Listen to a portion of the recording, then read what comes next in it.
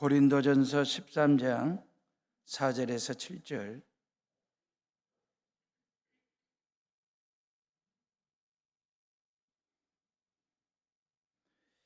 찾았으면 저랑 같이 읽습니다. 사랑은 오래 참고, 사랑은 온유하며 시기하지 아니하며, 사랑은 자랑하지 아니하며 교만하지 아니하며, 무례히 행하지 아니하며, 자기의 유익을 구하지 아니하며, 성내지 아니하며, 악한 것을 생각하지 아니하며, 불의를 기뻐하지 아니하며, 진리와 함께 기뻐하고, 모든 것을 참으며, 모든 것을 믿으며, 모든 것을 바라며, 모든 것을 견디느니라. 아멘. 사순절 5번째 주일에 사랑의 특성 5번째, 사랑은 교만하지 아니하며 그랬어요. 사랑은 겸손하다 그 얘기지요. 사랑이 교만스러울 때 사랑이 될까? 사람이 교만하면 사랑이 될까? 그 사랑을 주고받을 수 있을까? 교만한 사랑 할 수도 없고 해서도 안 되고, 주려고 해서도 안 되고 받아서도 안 되는 사랑 말입니다. 이 겸손한 사랑, 서로에게 공감이 되고 공유할 수 있는 그러한 겸손한 사랑 말입니다. 교만이 사랑이 될 수 없는 이유는 이런 거죠. 자기를 높이는 거잖아요. 자기를 최고점에 올려놓는 거잖아요. 그리고 자신이 대단하다라고 생각하는 그 마음 때문에 교만은 사랑이 될 수 없습니다. 교만한 마음 속에서 참된 사랑이 솟아오를 수 있을까? 아니거든요. 교만은 사랑과 극에 달한 겁니다. 교만은 사랑과 극과 극이에요. 다시 말하면 교만은 자신을 높이는 것이라면 사랑은 자신을 낮추는 것이거든요. 우리는 아담의 후예이기 때문에 이 교만함의 DNA 말입니다. 이 교만함이라고 하는 유전자를 마음속 뿌리 깊게 숨겨두고 있거나 감추어두고 있거나 마음 밑변에 아주 견고하게 자리를 잡고 있는 게 뭐냐면 교만함이에요. 아담은, 하와는 하나님처럼 되고 싶었거든요. 하나님의 자리를 넘본 사람들이거든요. 그의 후예인 저와 여러분들의 마음 밑변에, 목사인 저에게도 이 교만함이 마음 밑변에서 꿈틀거리고 있다. 이 마음은 지금도 전 인류를, 인간을 누르고 있는 이 야심, 이 야욕으로 교만함이 한 번씩 드러날 때가 있거든요. 사랑하는 에오름의 식구들이요, 교만이라고 하는 말은 헬라어로 우페레네파노스 그러거든요. 우페레네파노스라고 하는 말은 자기 자신을 자신 있게 위에 올려놓는다, 자기 자신을 자신 있게 모든 것 앞에 세운다, 그런 뜻이에요. 자기 과시, 자기 전시를 하고 싶은 거예요. 모든 것 위에 올려놓고 싶고 모든 것 앞에 세우고 싶은 퍼레이드를 하고 싶은 거예요. 이게 교만이라는 거예요. 우페레네파노스가 말입니다. 조선시대 때에 과거 시험을 통해서 인재를 선발하여 관직을 맡겼잖아요. 그러니까 가정 형편이 어렵거나 아니면 사회적인 신분이 낮거나 그런 사람들이 실력을 갖춰가지고 이 과거 시험을 통해서 어떤 그 벼슬길에 오를 수 있는 기회를 주는 것이 과거 시험이었잖아요. 초시를 어디서 보냐면 관찰사 앞에 가서 봅니다. 지금의 도지사 말입니다. 지금의 도지사, 관찰사가 내는 초시 시험을 치러가지고 합격을 하면 복시를 보러 가요. 서울 한양으로 가는 거예요. 복시는 성균관 예문학, 예문관에 있는 그 학자들이 내는 문제를 풉니다. 그걸 합격을 하면 그 사람들이 어디로 가냐면 궁궐로 가요. 왕이 내는 문제를 풀러. 그걸 전시 그럽니다. 그러니까 과거 시험은 난이도에 따라서 초시와 복시와 전시, 그러면서 왕 앞에서 왕이 출제한 문제를 풉니다. 합격자들이, 복시 합격자들이. 그리고 모든 합격자들 중에서 최고의 성적을 갖춘 사람을, 최고의 성적을 거둔 사람을 우리는 장원급제 그러거든요. 그러면서 왕에게 시험지 답안지를 제출할 때 그 말이에요. 밑에다가 답안지, 시험지, 합격자들의 시험지 답안지를 차곡차곡 쌓아 올려요. 그리고 나온 다음에 장원급제한 사람의 답안지를 가장 위에 올립니다. 이걸 압권이라고 얘기해요. 압권이라는 말이 여기서 나온 거예요. 모든 합격자들의 실력을 누를 수 있는 사람, 모든 성적의 최고점에 있는 사람, 장원급제한 사람의 답안지를 맨 위에 올리면서 당신의 실력과 당신의 성적은 모든 합격자의 실력을 누를 만한 압권, 압도할 만한 실력이고 성적이다라고 하는 걸 인정하는 차원에서 압권이라는 말이 여기서 나온 거예요. 이게 좋은 의미로 압권이잖아요. 실력을 갖췄습니다. 성적이 됩니다. 진실합니다. 열정이 있습니다. 그리고 성실함으로 압도하고 압권하는 것 말입니다. 이것은 아름다운 일이지 않습니까? 흥이 될 만하고 본이 될 만하고 사랑스럽고 자랑스러운 일이지 않습니까? 앞으로 대한민국은 이런 사람이 다스리는 나라가 돼야 돼요. 겸손하게 백성들의 마음을 헤아려서 정치를 하는 지도자를 뽑는 것 말입니다. 일본을 맨 밑에 놓고 러시아를 놓고 중국을 놓고 북한을 놓고 미국을 놓고 그 위에 대한민국을 올려놓을 수 있는 실력 있는 지도자, 세상을 향하여 압권할 수 있는, 세상의 모든 정치와 경제활동과 외교를 압도할 수 있는 그런 실력을 갖춘, 성적을 가지고 있고 진솔함과 진실함과 열정을 가지고 대한민국을 모든 세상 위에 올려놓을 수 있는 그런 압권할 만한 성적과 실력을 갖추고 있는 그런 지도자 말입니다. 성실함과 진실함에서 압권하는 지도자 말입니다. 대한민국은 민주공화국입니다. 모든 주권은 시민으로부터 나오는 것입니다. 이번 일을 통해서 우리 헌법이 얼마나 정교한지, 그리고 우리 민주주의가 얼마나 견고한지 그 말입니다. 시민사회가 얼마나 굳건한지를 다시 한번 확인하는 계기가 되어서 희망이 있습니다. 전 세계가 대한민국의 시민민주주의가 어떻게 발전하고 역사의 정방향을 잡아가는지 이걸 예의주시하고 있어요.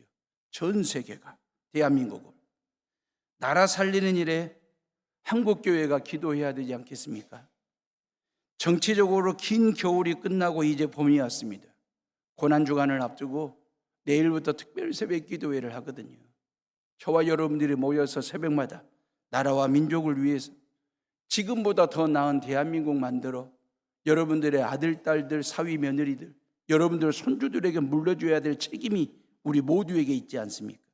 겸손은 옳은 방법으로 압권하는 사람이에요. 교만은 틀린 방법을 가지고 압권하려고 하는 사람입니다. 수단과 방법을 가리지 않고 모든 사람을 압도하고 압제하고 압력을 가하려고 하는 것, 이게 교만이에요. 이런 교만은 결국 하나님까지도 밟고 딛고 올라서려고 하는 그 교만함이 마음에 또아리를 들어요. 사탄마귀 말입니다. 하나님처럼 된다는 거예요.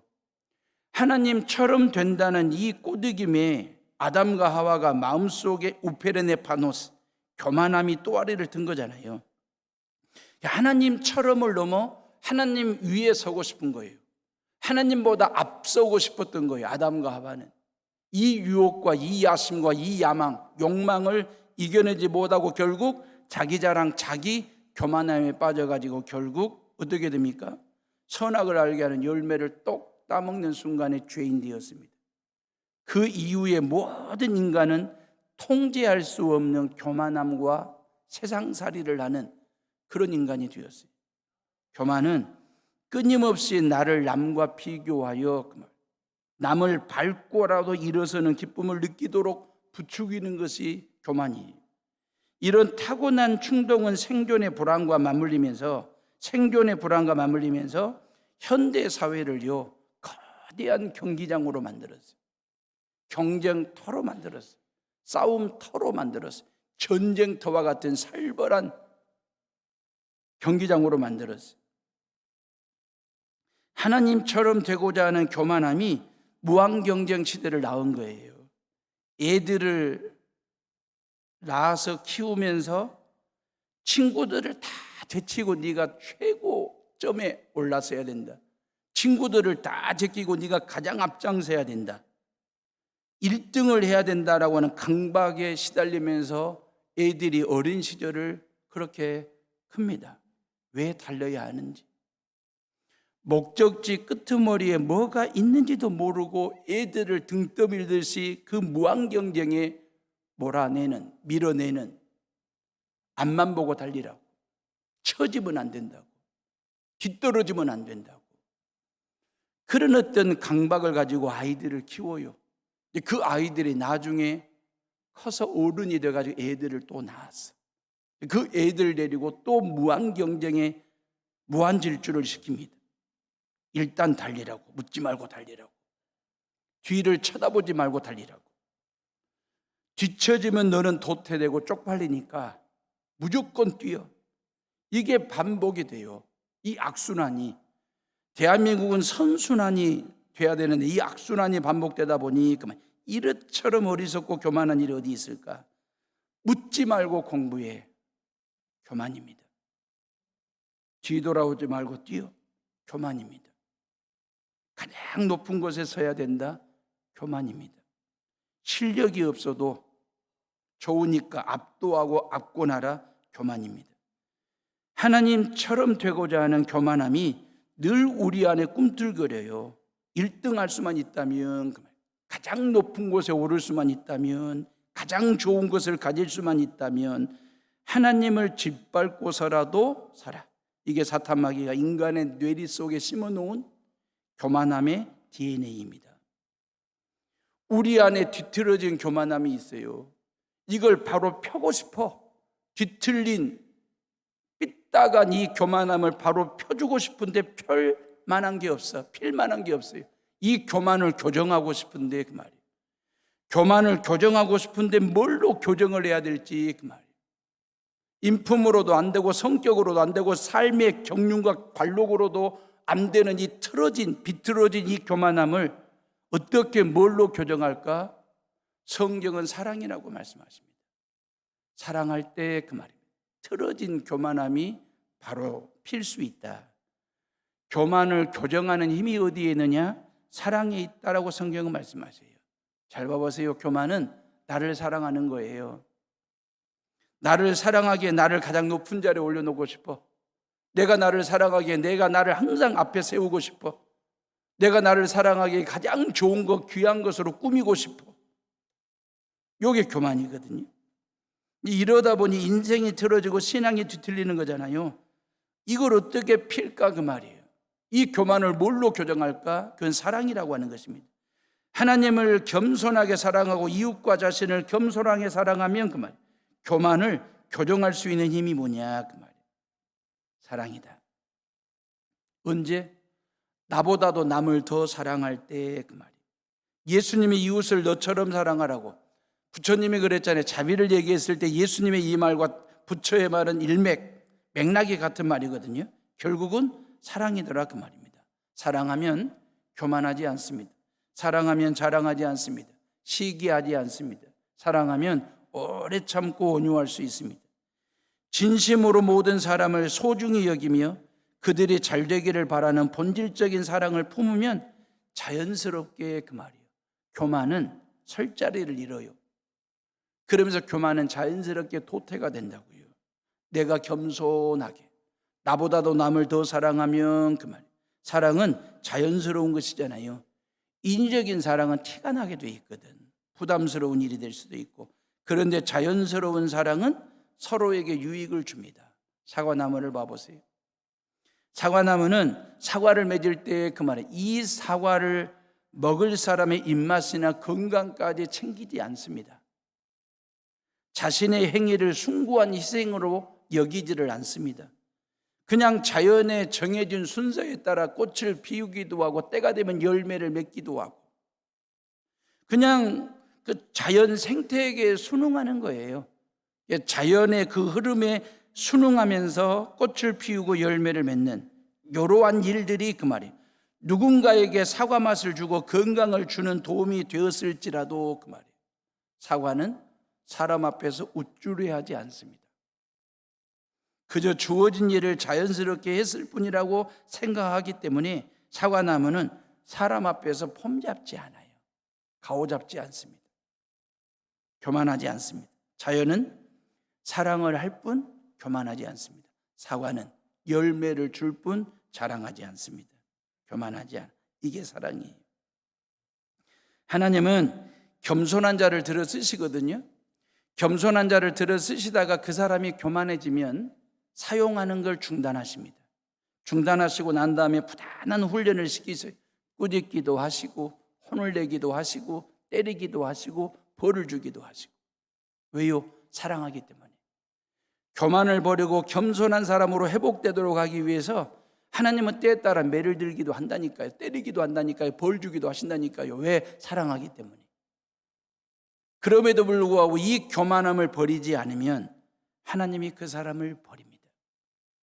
이 교만함에서 벗어나지 않으면 하나님께서 그 사람에게서 벗어나요. 대표적인 사람이 누구냐면 사울왕이었습니다.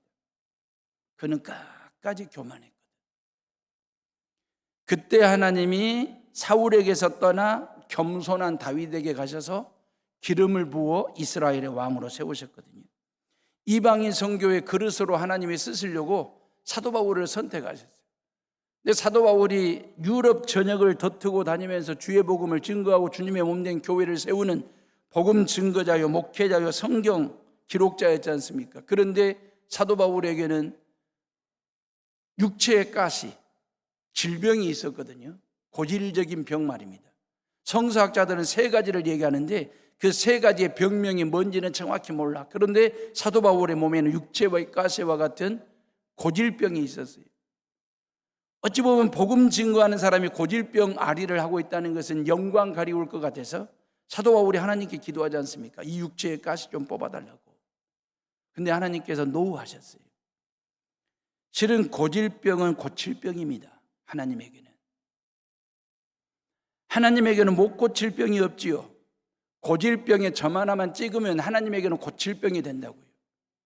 그럼에도 불구하고 하나님은 사도 바울이 이 육체의 가시 좀 뽑아달라고 기도했을 때 거절하셨어요. 이유가 뭐냐? 성경에 보니까 네가 교만해질까 봐. 성경 13권 쓰다가 수많은 교회를 개척하다가 수많은 사람들에게 하나님의 말씀을 증거하다가 혹여나 교만한 사람이 될까 봐 그 육체의 가시를 뽑아주지 않았어요. 그때 사도 바울이 고백한 신앙 고백이 뭐냐면 은혜 위에 은혜로라 그랬어요. 고질병도 은혜라는 거예요. 그 위에 하나님이 또 하나의 은혜를 줬다는 거예요. 안 고쳐주는 은혜, 육체의 가시를 그대로 박아둔 은혜. 그걸 받아들일 줄 아는 은혜 위에 은혜, 이 고백을 했던 이 사도 바울 말입니다. 그래서 바울은 겸손하게 순교하는 그날까지 복음 전하는 일에, 교회 개척하는 일에, 성경 기록하는 일에 헌신했던 사람입니다. 교만이란 자만심으로 툭 튀어나온 붉어진, 부풀려진 감정, 부풀림의 상태를 교만이라고 하잖아요. 사랑은 오래 참지만 교만은 결코 오래 참지를 못합니다. 사랑은 온유하기에 친절과 부드러움으로 사람을 대하지만 교만은 예리하고 날카롭고 무섭게 거칠게 사람을 다룹니다. 사랑은 시기하지 않고 질투하지 않습니다. 근데 교만은 엄청난 시기와 질투와 증오를 통해서 다툼을 만들어냅니다. 사랑은 자랑하지 않지만 교만은 자기 자랑하느라고 그 말이에요. 아나무인인 경우들이 많습니다. 우리 교인들 중에 더러 여성 교인들에게 저에게 묻는 질문 중에 하나가 뭐냐면 목사님 군대 다녀오셨느냐고 물어요. 군대를 다녀오셨느냐고 물으는데 실은 우리 남자들끼리 얘기할 때는 군생활 어디에서 했냐고 그렇게 묻거든요. 군생활을 어디에서 했느냐는 질문과 군대 다녀왔냐는 질문은 같은 듯 하면서도 묘한 다름의 뉘앙스가 느껴집니다. 뭔 느낌인지 아시겠어요? 남자들끼리 군생활 어디에서 했냐는 말은 군대를 반드시 갔다 왔다는 전제 아래 그 질문을 던지는 거예요. 그런데 군대 갔다 왔냐는 질문은 아무래도 군대 안 갔다 왔을 것 같은 느낌? 저 등치의 말이에요. 저 등치에 군대 갔다 왔을까? 라고 하는 반신반의하는 마음을 전제를 하기 때문에 군대 갔다 왔냐고 물어보는 질문이거든요. 신고합니다. 1988년 11월 8일 논산훈련소 29연대 10중대 4소대 입소하여 1991년 4월 8일 육군지도당에서 제대하였음을 신고합니다. 저는 분명히 군대를 갔다 왔어요. 훈련병 생활 중에 제일 무서웠던 것, 제일 힘들었던 데가 어디냐면 사격장 들어갔을 때입니다. 이게 모든 제식훈련, 기초훈련부터 받아요. 기초 제식훈련을 다 받고 난 다음에 한 달 정도 6주 훈련을 받는데 한 달 정도 지나고 나면 사격장에 들어갑니다. 그 사격장의 군기는요 얼마나 센지 몰라. 군대 안 갔다 온 사람들은 몰라요. 그리고 자기 손에 실질적인 실제 M16 소총이 주어지거든요. 빈 총인데 아직 총알이 없는 총인데도 그냥 그 총을 딱 받는 순간에 얼마나 달달달달달 떨었던지 무서워가지고. 그리고 이제 사격 훈련을 받고 난 다음에 이제 총알 3개를 줍니다. 그리고 장전을 시켜요. 이제 이 총에 빈 총이 아니요, 실탄이 장전된 진짜 총이에요. 그러면 사격장에서 오발 사고가 나면 오발탄이 터지면 이건 팔 하나 부러지는 게 아니에요. 다리 하나 부러지는 사고가 아닙니다. 이건 생명이 왔다 갔다 하는 사건이. 그렇기 때문에 사격장에서의 군기는 어마어마합니다. 나는 세상에 그런 욕은 있는지 몰랐어요. 조교들한테 군홧발에 짓밟히고 자갈밭에 뒹굴고 그러면서 군기를 바짝 들여가지고 총알 3개를 장전하고 0점 조준을 합니다. 그 총을 내 몸에 맞게끔 조준을 해요. 그리고 난 다음에 10발을 줍니다. 10발을 주고 104로의 표적지가 있어요. 100m 앞에, 200m 앞에 표적지가 있습니다. 250m 앞에 표적지가 있습니다. 그 표적지는 그냥 배꼽 위 정도의 남자 모양의 사람 형태의 표적지를 그렇게 100m, 200m, 250m에 꽂아놓은 거예요. 그러면서 조교들이 뭐라고 하냐면 저 앞에 북한군이 있다는 거예요. 북한군이 있다라고 생각하고 집중해서 격발을 하라는 거예요. 그 10발 중에 8발 이상을 맞추면 특등사수가 됩니다. 그리고 5발 이하를 맞췄다, 그날 죽는 날이에요. 이제 뒹구는 날이에요. 그러면 이제 뒤에서 제가 조수로 서 있거든요. 앞에 사선에서 가지고 10발을 쏟는 내 앞에 있는 훈련병이 어떻게 쏘는지를 제가 뒤에서 보는 거예요. 뒤에서 보면 알아요. 표적지를 맞췄는지 오발이 났는지를. 왜냐하면 오발은 땅에 흙이 튀거든. 그 표적지 옆에 흙이 튀거든요. 내 앞에 있는 훈련병이 10발 중에 10발을 다 오발이 났어요. 흙이 튄 거야. 내가 봐도 흙이 튀었어. 그러니까 조교가 와가지고 이런 멍청한 놈 하면서 막 육두문자를 쓰면서 총알도 아깝다고 막 그러면서 총 이리 쫙 그래. 잘 봐. 총은 이렇게 쏘는 거야. 총은 이렇게 쏘는 거야 하면서 총알 3개를 장전하고 100m 앞에 있는 표적지를 향하여 땅 쏘았는데 내가 봐도 오발 났어요. 흙이 튄 거야. 오발 난 거야. 그러면서 그 조교가 하는 말이 봐, 너 봤지? 네가 이렇게 쏜 거야. 그런 거야. 그래서 내가 뒤에서 얘라 교만한 놈, 그럴 뻔했어요. 속으로. 이게 표적지 3발을 다 맞췄으면 총은 이렇게 쏘는 거야, 나처럼. 이렇게 말하고 싶었던 거지. 근데 지가 봐도 오발 났거든. 봤지 네가 이렇게 쏜 거라고. 우리 마음속에 또아리를 들고 있는 이 겸손과 교만의 차이 말입니다. 이게 얼마나 우리의 마음을 힘들게, 우리의 삶을 이렇게 한 번씩 어그러지게 하는 생각들 말입니다. 왜 사도 바울이 고린도 교회 교인들에게 사랑장을 썼는지 그 이유가 뭔지는 제가 진즉 말씀을 드리고 설명을 드렸어요. 고린도 교회는 큰데 그 말이에요. 예배당은 큰데 사랑은 너무 작았어. 교인 수는 많은데 사랑이 너무 적었어. 교인들이 받은 은사는 너무 많았어요. 은사는 많은데 사랑이 없었어요.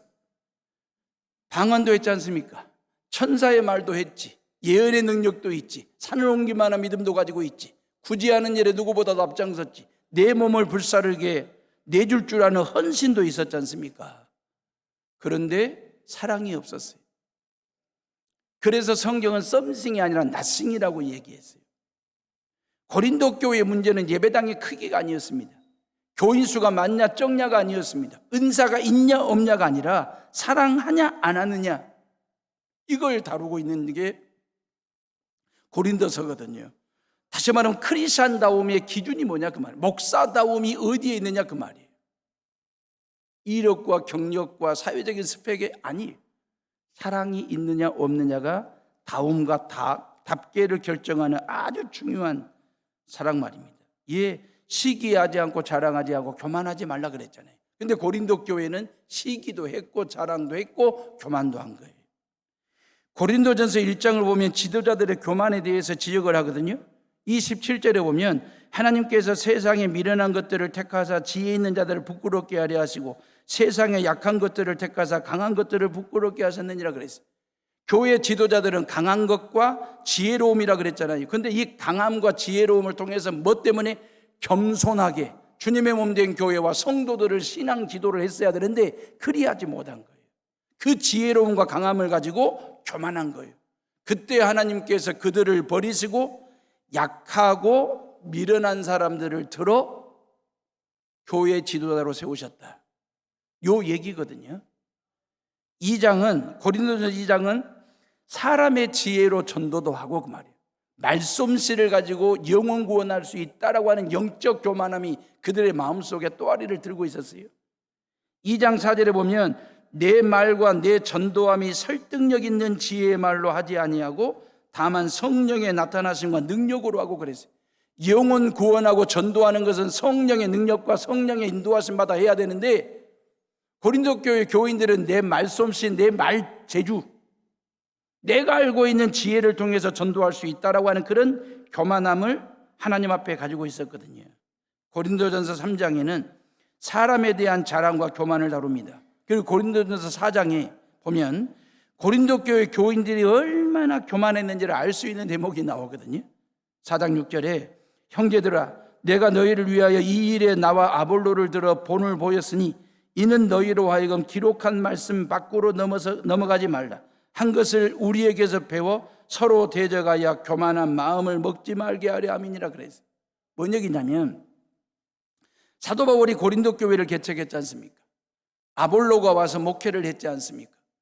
사도 바울은 성경 13권을 하나님의 뜻, 하나님의 마음을 이해하려 성경 13권을 쓸 정도로 거룩한 영성을 가지고 있는 사람입니다. 아볼로는요, 예수님 당시에 당대 최고의 성서학자였습니다. 최고의 설교가였습니다. 그런 바울과 아볼로가 하나님 앞에서 겸손하게 주님의 몸 된 교회를 세우고 성도들의 신앙의 지도를 했는데 그 말이에요. 그러면서 이들이 강조하는 게 뭐냐면 하나님 말씀 밖으로 나가지 마라 그랬어요. 오늘 말씀에 보니까 기록한 말씀 밖으로 넘어가지 말라 한 것을 우리에게서 배워 서로 대적하여 교만한 마음을 먹지 말게 하려 하심이니라 그랬어요. 하나님의 말씀 밖으로 나가지 말라는 거예요. 왜요? 하나님의 말씀 밖으로 나가는 순간 교만해지기 때문에. 사탄 마귀는 그랬잖아요. 하나님의 말씀이 뭐였는데 정령 너희들이 먹는 날에는 정령 죽으리라 그랬죠. 이게 하나님의 말씀입니다. 그런데 아담과 하와에게 말씀 밖으로 끄집어내기 위해서 너희들이 먹는 날에는 너희들의 눈이 밝아져서 하나님처럼 될까 봐 죽지 않는다. 그 말씀의 유혹을 이겨내지를 못하고 아담과 하와가 말씀 밖으로 튕겨져 나갔잖아요. 결국 그들은 에덴 동산에 쫓겨나는 신세가 됐습니다. 하나님의 말씀 안에 있었더라면, 예수 안에 있었더라면, 복음 안에 있었더라면 그 말이에요. 오늘 말씀처럼 너희가 서로 대적하는 것이 아니라 서로 대접하며 겸손하게 살 수 있는데 그 말이에요. 에덴 동산 안에서 하나님의 말씀대로 살았더라면 그 말이에요. 아담과 하와가 하나님과 서로 대접하면서 겸손하게 마음껏 누리는 삶을 살았을 건데 그들이 하나님의 말씀 밖으로 튕겨져 나가는 순간에 서로가 서로를 대적하는 존재가 됐어요. 아담이 그랬잖아요. 저 여자가 나로 하여금 먹게 했다고. 그 하와는 저 뱀이 나로 하여금 그런 대적과 교만함이 또아리를 들었다. 그러면 사도 바울과 아볼로가 볼 때, 베드로가 볼 때 그 말이에요. 왜 고린도 교회가 이렇게 문제 많은 교회가 됐느냐, 말썽 많은 교회가 됐느냐, 사랑장을 고린도 교회 교인들에게 쓸 수밖에 없었던 이유가 뭐냐 그 말이에요. 그들의 마음 밑변에 있는 교만한 말입니다. 뭔 얘기냐면 고린도 교회 교인들은 바울을 추종하는 사람들은 바울파 그룹을 만들었어요. 나는 아볼로가 좋더라, 아볼로 목사님을 따르겠다 해서 아볼로를 추종하는 아볼로파, 아볼로 그룹이 만들어진 거예요. 나는 그래도 12제자 중에 베드로가 으뜸이잖아. 나는 베드로를 따르는 사람, 그래서 베드로파, 베드로 그룹이 만들어진 거예요. 또 한 부류의 사람들이 나는 이도 저도 아니고 나는 오직 예수 그리스도만 따르겠다. 그래서 그리스도파가 만들어진 거예요. 이제 고린도 교회 안에 4개 그룹이 4개 파가 4분 5열로 경쟁하듯이 다투듯이, 그러니까 교회는 시기하지 말라고 말한, 자랑하지 말라고 말한, 교만하지 말라고 말한 이유가 바로 이런 데서 나오는 거예요. 그냥 4개 팀들이 그 말이에요. 4개 그룹이 그 말이에요. 말씀 밖으로 나가서 사각의 링을 만들고 사각의 링 위에 올라서 교만이라는 글러브를 끼고 그 말이에요. 서로가 서로를 향하여 어퍼컷을 날리고 훅을 날리고 다운을 시키고 KO라도 시키겠다는 그런 심정으로 교만이라는 글러브를 끼고 서로 싸운 거예요. 바울파가 최고다, 아니 아볼로파가 최고다 라고 하는 이 다툼과 이 싸움 말입니다. 교만이라는 챔피언이 되고 싶어가지고 싸우고 다투는 그 이유가 뭐냐 그 말이에요. 그 이유가 뭐냐면, 제가 뻔한 질문인데 뻔하지가 않아서 질문을 던질게요. 왜 고린도 교회 교인들이 이렇게 아볼로파, 베드로파, 바울파, 그리스도파로 쪼개지게 됐냐면, 바울이 증거한 하나님의 말씀이 중요합니까? 그 말씀을 증거한 바울이 중요합니까? 아볼로가 선포한 설교가 더 중요한 것입니까? 아니면 설교를 선포한 아볼로가 더 중요한 것입니까? 여러분들에게 실질적으로 리얼하게 물어보면, 임지영 목사가 설교보다 더 중요한 것입니까? 설교를 증거하는 임지영 목사가 선포하는 설교가 더 중요한 것입니까? 너무 뻔한 질문이거든. 어찌 베드로와 아볼로와 바울과 임지영 목사가 성경보다, 설교보다, 복음보다 나을 리가 있겠습니까? 잽도 안 되는 사람들이지. 그럼에도 불구하고 그 말이에요. 고린도 교회 교인들은 설교보다도, 성경보다도, 복음보다도 바울을 더, 아볼로를 더 사랑하고 더 따르고 더 존경하다 보니까 마음 밑변에 교만함이 생긴 거지. 우리 그룹이 최고, 우리 파가 최고다라고 하는 이 압권하고 싶어하는 이 생각 말입니다. 사랑하는 성도 여러분, 이 교만이라는 얘기를 하면서 제가 마무리 정리를 하고 싶은데, 우리 안에 자부심과 자존감, 이것은 교만이 아닙니다. 아주 귀한 것입니다. 정말 우리가 영적으로, 신앙적으로 긍지와 자부심을 갖고 어떤 대단한 자존감을 가지고 신앙생활을 한다라고 하는 것은, 이건 교만이 아니에요. 지극히 당연한 거예요. 우리가 교만을 버리고 겸손하게 신앙생활을 해야 된다고 하다 보니, 그 겸손함을 하려고 하다 보니까 자부심과 자존감마저도 교만처럼 느껴져 가지고 버리는 경우들, 등한시하는 경우들이 있거든요. 아니에요. 영적으로, 신앙적으로 자부심과 자존감을 가지고 예수 그리스도를 믿는다라고 하는 것은 너무 귀한 일입니다. 자기를 존경한다라고 하는 것은 겸손이죠. 우리는 하나님의 자녀입니다. 예수 그리스도의 십자가의 핏값이 매겨진 예수짜리들입니다. 창조주 하나님이 저와 여러분들의 아버지가 되십니다. 나는 그 예수 그리스도를 믿어 죄 사함 받고 하나님의 자녀가 되었고 구원받았습니다. 지금 죽어도 저는 천국 갈 수 있습니다. 이게 영적인 자부심입니다. 이게 영적 자존감입니다. 세상 사람들이 가질 수 없는, 물론 세상 사람과 비교해서, 이웃집 사람과 비교해서 가진 것 덜 가질 수 있어요. 배운 것 덜 배울 수 있어요. 모든 면에서 딸릴 수 있지, 비교해 보면.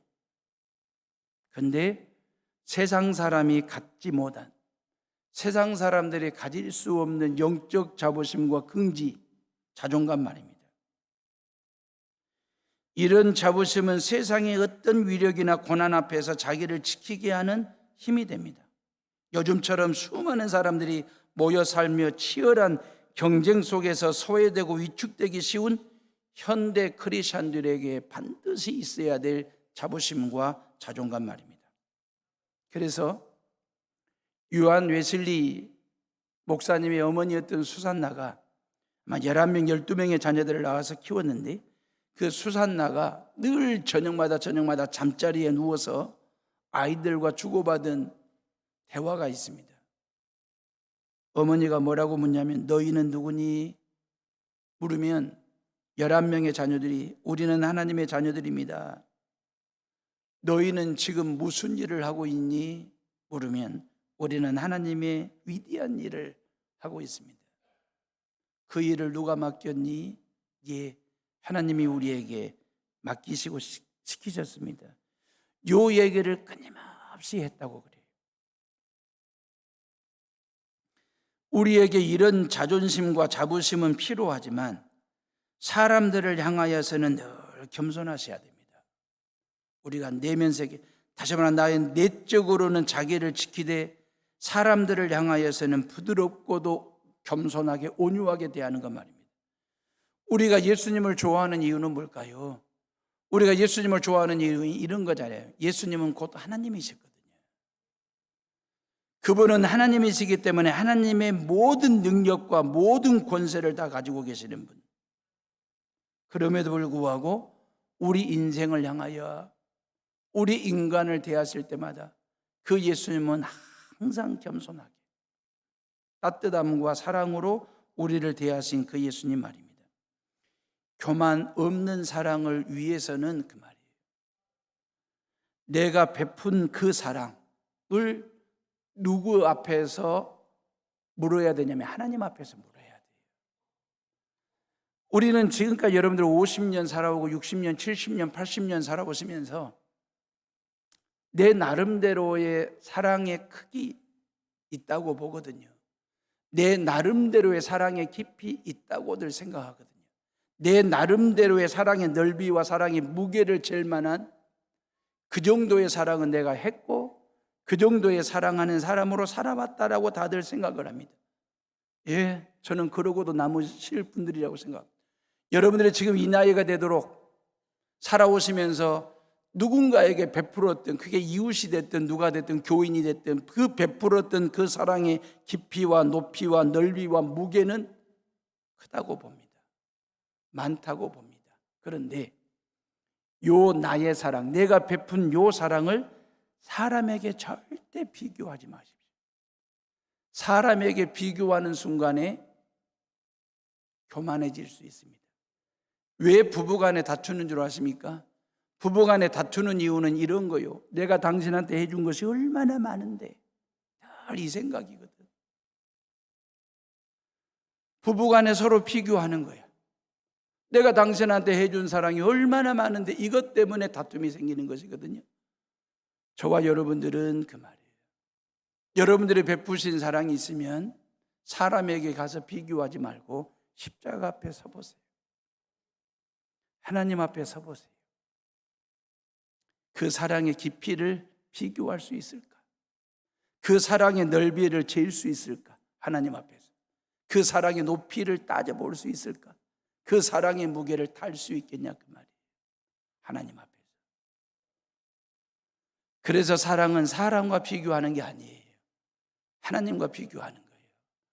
하나님 앞에서 비교하면 한없이 사랑 부족. 내 사랑은 얕다.